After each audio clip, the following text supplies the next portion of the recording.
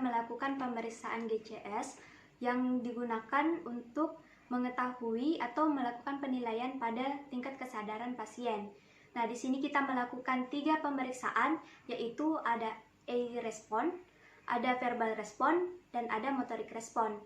Nah, di sini pada A-respon itu nilai skornya adalah 4, dan verbal respon skornya adalah 5, dan motorik respon skornya adalah 6.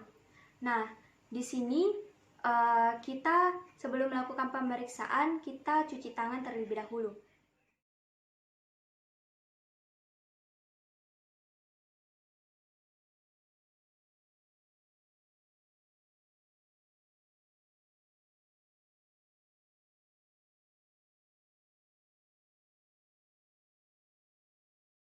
Permisi Bapak, perkenalkan nama saya Dr. Ayu yang bertugas di rumah sakit ini.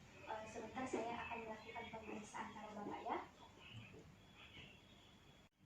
Nah, pemeriksaan pertama yang akan kita lakukan pada pasien adalah A-respon. A-respon ini memiliki 4 skor, yaitu skor keempat, ketiga, kedua, dan pertama.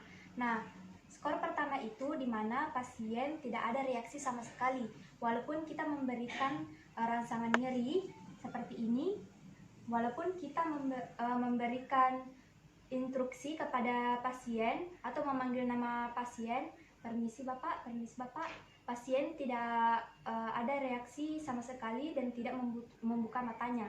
Kemudian skor yang kedua yaitu pada saat kita memberikan rangsangan nyeri kepada pasien, pasien akan membuka matanya seperti ini.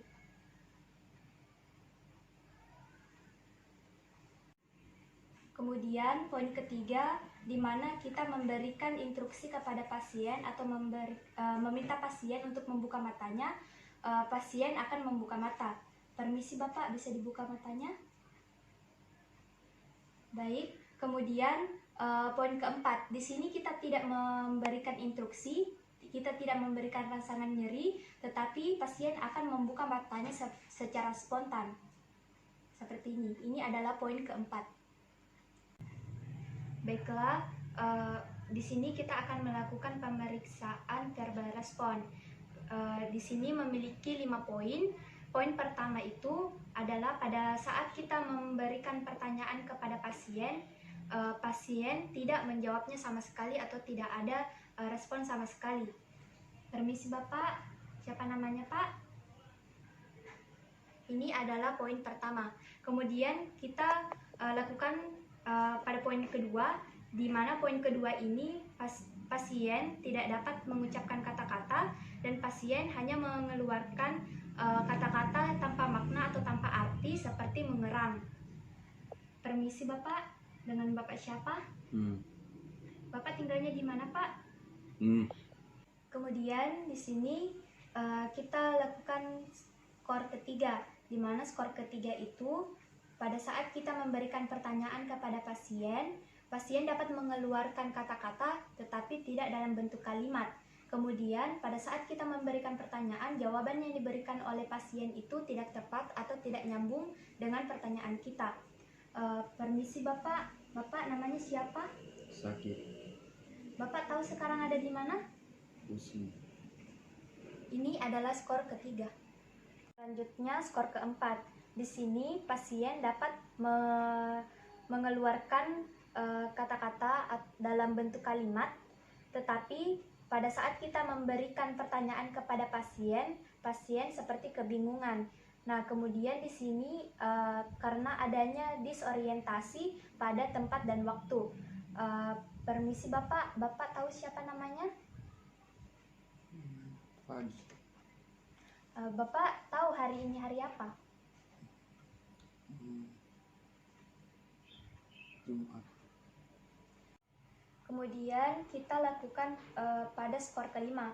Skor kelima ini pasien dapat memberikan kalimat atau memberikan kata-kata dengan baik kepada pemeriksa.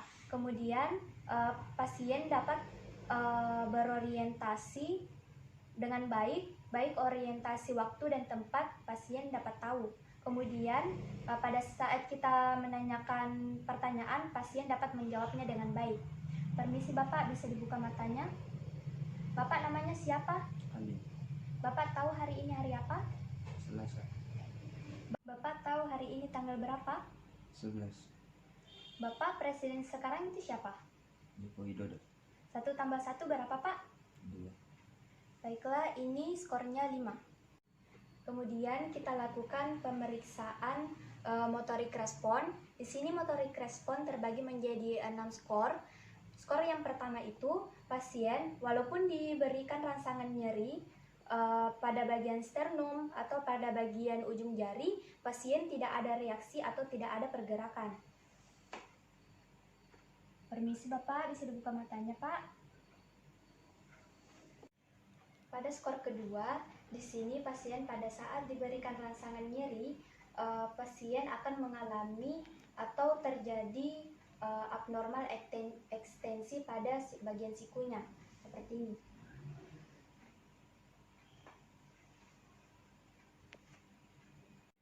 Poin ketiga, yaitu pada saat kita memberikan rangsangan nyeri kepada pasien, di situ akan terjadi abnormalitas fleksi pada pasien, seperti ini. Yang berarti pasien ingin menjauhi rangsangan nyeri tersebut. Selanjutnya adalah poin keempat. Pada poin keempat di sini, pada saat kita memberikan rangsangan nyeri, misalnya pada bagian ujung kuku jari pasien, pasien akan menolak rangsangan nyeri tersebut, seperti ini. Selanjutnya adalah poin kelima, di mana poin kelima ini pada saat kita memberikan rangsangan nyeri kepada pasien, pasien akan mengetahui lokasi nyeri tersebut dan berusaha untuk menepisnya, seperti ini.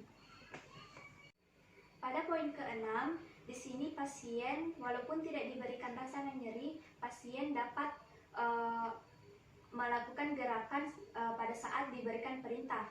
Permisi Bapak, bisa diangkat tangan kirinya? Baik Bapak, diturunkan.